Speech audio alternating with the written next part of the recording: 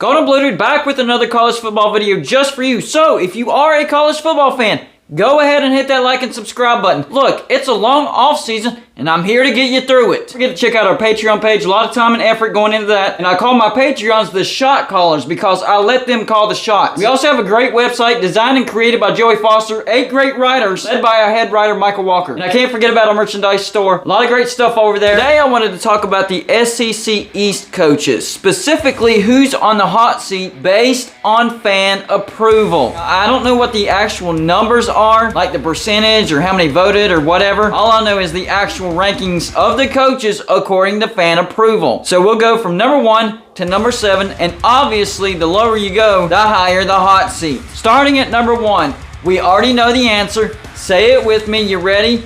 Kirby Smart. The head coach for Georgia, overall 66-15 at Georgia. That is an 81.5% winning percentage. That's amazing. And his worst year, his very first year in 2016, 8-5. That's his worst year. That's pretty stinking good. And of course, last year in 2021, they went 14-1, and they are the current national champs. What's their goal this year? Simple. Win the SEC East and try to get back to the playoffs.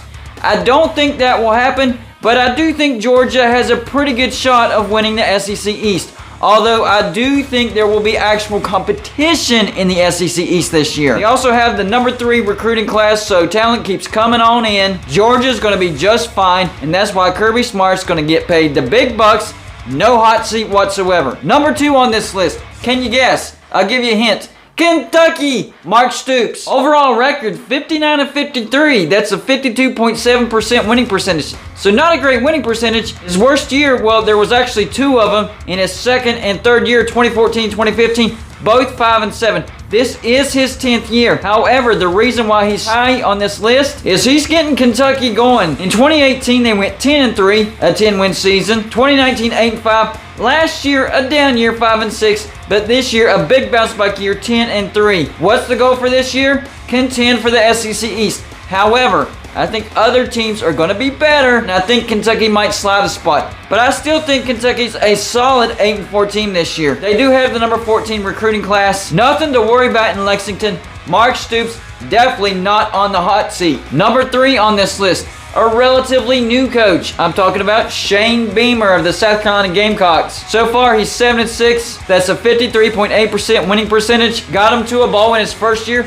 That's an accomplishment. And the biggest thing is South Carolina is number 7 in this year's transfer portal rankings, including 5-star quarterback Spencer Rattler, 4-star wide receiver Antoine Wells, 4-star quarterback Devontae Reed, and 4-star tight end Austin Stogner. What's the goal for South Carolina this year? I would think 8-4, but South Carolina could actually do better than that. I think South Carolina has the potential of sniffing a 10-win season and contending for the SEC East. That's why Shane Beamer is so high on this list, and don't be surprised if next year he could go even higher if South Carolina can get to that 10-win mark this year. Man, imagine if South Carolina won the SEC East. I'm telling you folks, it's completely doable. Number 4 on this list, and it's actually a new head coach, Billy Napier. Hasn't coached a down at Florida. But while he was at Louisiana, he was 40-12. That is a winning percentage of 76.9%. And his worst year was his first year at Louisiana in 2018, where they went 7-7. But Louisiana was a force to be reckoned with in the Sun Belt. They were contenders year after year after year. Now, what's the goal for Florida this year? I would say to take a step forward, go 7-5, and maybe a decent bowl. I think it's doable. I think Florida can make a slight jump in the SEC East, but I definitely don't see them contending for the SEC East. They do have the number 17 recruiting class.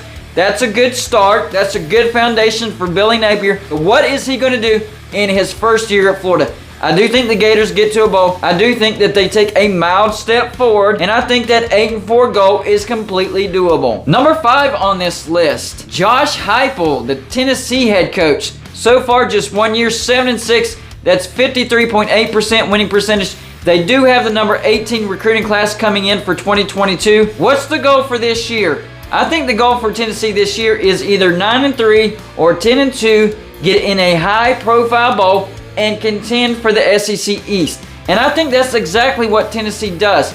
This is why I think Kentucky will take a slight step backwards. Not because they're worse, but because I think South Carolina and Tennessee are going to be better this year. So it's going to be more competition. Same thing for Georgia. I don't think it's a given that they win the SEC East this year. Last year, I said it was a given. That's how good I thought Georgia was, and I was exactly right. Georgia was as good as we all thought they were, won the national championship. This year, they're not going to be as good, and the 2, 3, 4 spot is going to be much more difficult with South Carolina, Tennessee, and Kentucky. On to number 6, and these are the 2 coaches that I think are actually on the hot seat. That's right, I don't think Josh Heupel is on the hot seat just yet. Now, if he has a bad year this year, yes, he will be on the hot seat. But who is on the hot seat? Clark Lee, the Vanderbilt head coach. Vanderbilt's bad. How would you get on the hot seat? Well, going 2-10 in your first year, that's a good way of getting on the hot seat. That's a 16.7 winning percentage. You have to do better than that. I think 4-6 would have kept him completely fine, but 2-10, not winning one single SEC game, not going to cut it. What's the goal for this year? You have to win an SEC game. Bottom line. Now, if he doesn't do that, does he get fired? I don't think so, but I do think the heat gets higher and higher. Vanderbilt must win an SEC game this year. And I think 4-6 is doable, and it is a slight improvement. Finally, number 7.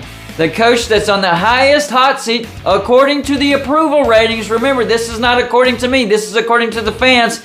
Missouri head coach Eli Drinkwitz. This is only his 3rd year, and he's already on the hot seat. Why? Because he's 11-12. That's a 47.8 winning percentage. They do have the number 19 recruiting class coming in at 2022. That's a good foundation for a decent year this year. And they're actually number 15 in the recruiting class ranking. So 2 good foundations to have a good year this year. Their biggest get in the transfer portal so far, 4-star linebacker Tyron Hopper, the transfer from Florida. And word is the Baylor quarterback Jerry Bohannon that got beat out for the starting position this year, who was the starter for Baylor last year in that magical 12-2 season.